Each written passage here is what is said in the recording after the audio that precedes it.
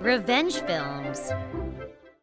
My name is Sarah Williams. I live together with my husband, Thomas Williams, and I work part-time at a convenience store. Before Thomas and I got married, he was working full-time at a trading company, and he was working hard every day to try to support us.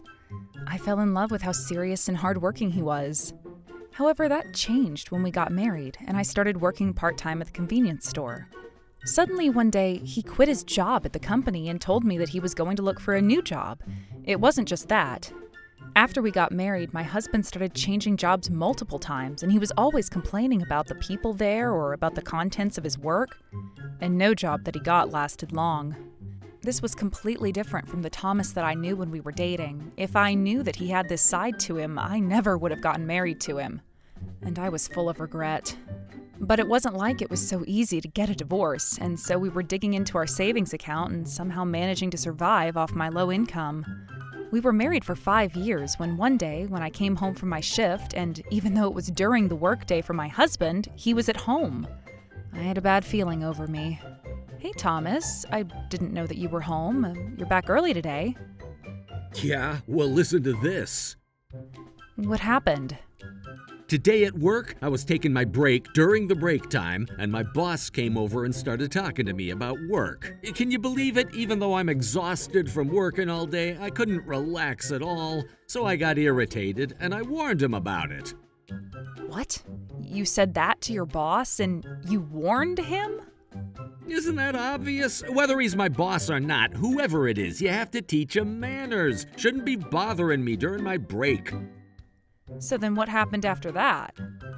For some reason, he got angry with me, even though he was wrong, and then it turned into a fight. So I ended up quitting my job and came straight home. You quit your job? Again? Yeah, because who the hell does that guy think he is? I never liked him from the beginning anyway. How are we supposed to survive, though, with only my income?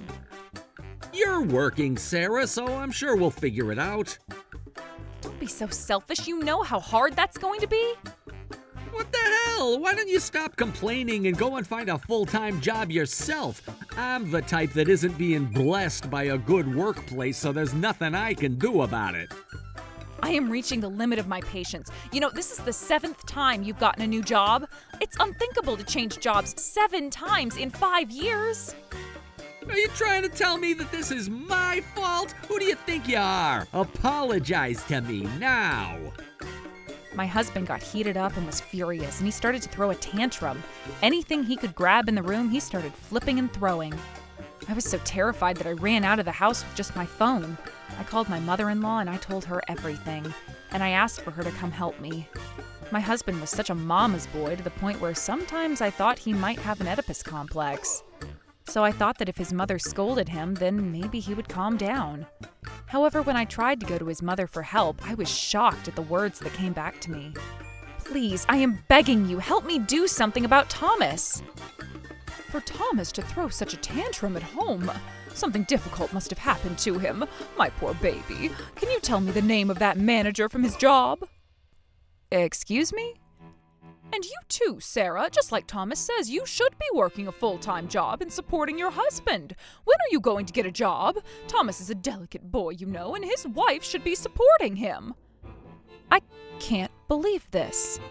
My mother-in-law was so overprotective, and I was stunned by her response. I finally started to seriously consider a divorce. In order to get a divorce, though, I would need to save up quite a lot of money so that I could live by myself. As if to do as my husband told me, but in reality to do it for myself, I decided to start looking for a full-time job. When I got back home, the house was still a disaster. My husband didn't try to clean up any of the tables or chairs that he'd flipped over, and he was sleeping in the bedroom.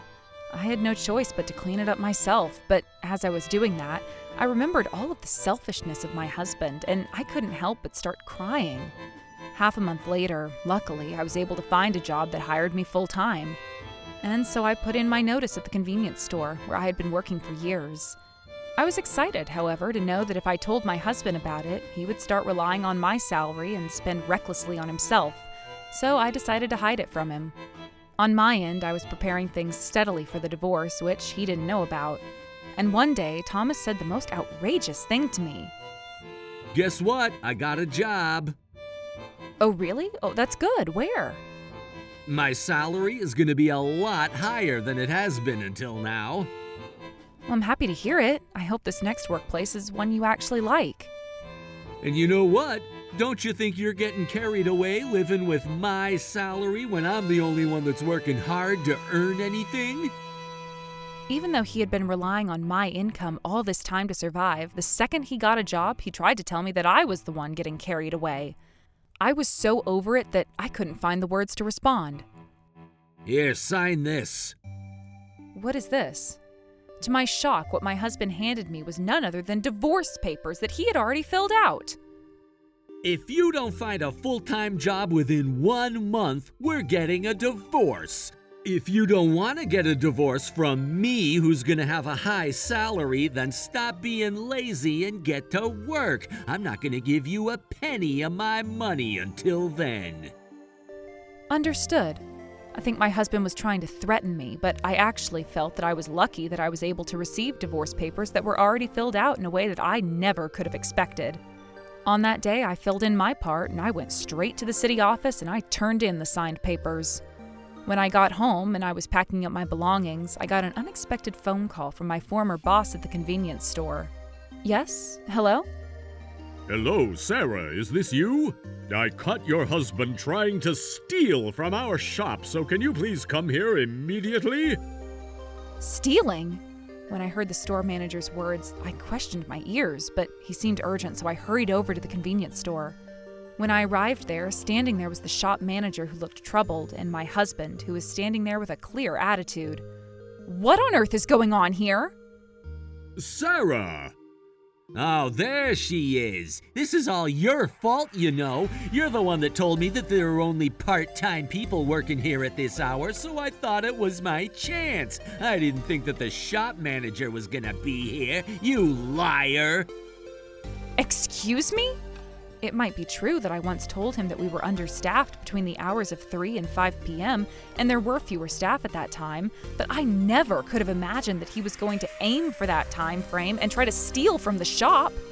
I already didn't have any love left for my husband, to the point where I was happy to get the divorce. But I didn't think that he was such an awful person that he would stain his hands with a crime, and I was so devastated that tears formed in my eyes. Sarah, I haven't contacted the police yet, so you don't need to worry. You think that you're gonna be able to get out of this if you cry? Come on now, hurry up and apologize to the manager. Sir, please go ahead and contact the police. And also, you can also call his mother. I can give you her phone number myself. What? Are you sure? This has nothing to do with my mom. Leave her out of it. Since you and I are married, you're the one that has to answer for me as my wife. I already turned in the divorce papers, so I'm actually no longer your wife. This is none of my business anymore, so why don't you have your mom come and pick you up at the police station? Divorced? What are you talking about? What's going on? Those divorce papers that you had already signed, I just went and turned them into the city office today. You're joking, aren't you? How are you gonna leave your husband that has a high salary?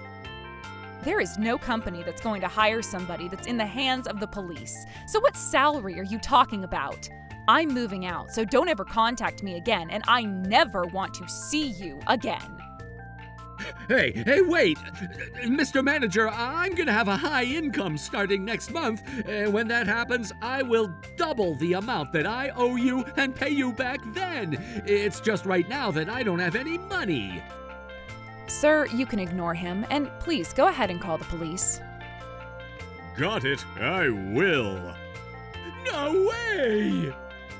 From there, the police arrived within minutes, and my husband was taken in by them. He was arrested for theft.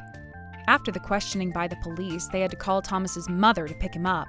When she heard the situation from the police, I heard she crumpled to the floor, crying on the spot. My husband tried to use the excuse that I was the one that lied to him, and this is why that happened. But of course, not even his mother was going to accept that excuse. On that day, I heard he was lectured until early in the morning by his mother, who was sobbing the entire time.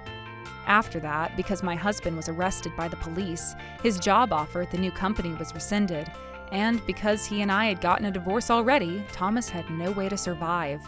And he went crying to his mother, but she said that she couldn't live together with a criminal, and she kicked him out.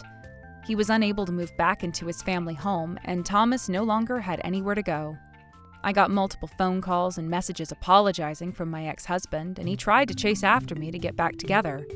However, of course, not only was he unable to keep any stable job, he was the type of person to get caught for trying to steal from a convenience store, and I wanted nothing to do with him anymore. So I blocked his phone number. Thomas was eventually kicked out of the apartment where we were living together and had nowhere left to go. I heard that he had to get a job at a company in the suburbs with a dorm, working as a contract employee. But that didn't last long either because Thomas ran out of money once again and was once again caught stealing. On the third time, he was arrested and put in jail. Thomas was in and out of the hands of the police, and every single time that would happen, his mother would have to go back and pick him up from the police station. As that happened, she fell into a depression. And I heard that it's gotten so bad that she's being troubled by symptoms of delusions and hallucinations. As for me, on the other hand, I explained the full situation to all of the staff at the convenience store. And I apologized to them for my ex-husband's behavior. Because I had been working with them for years and we all got along well, when they found out about my situation, they were kind and tried to cheer me up. After I officially resigned from the convenience store, I started working as a full-time employee at my new company.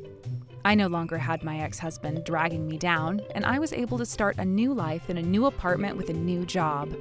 From now on, I wanted to live positively and move forward into this fresh chapter of my life. How was today's video? If you enjoyed it, please subscribe, like, and leave a comment. Stay tuned for more.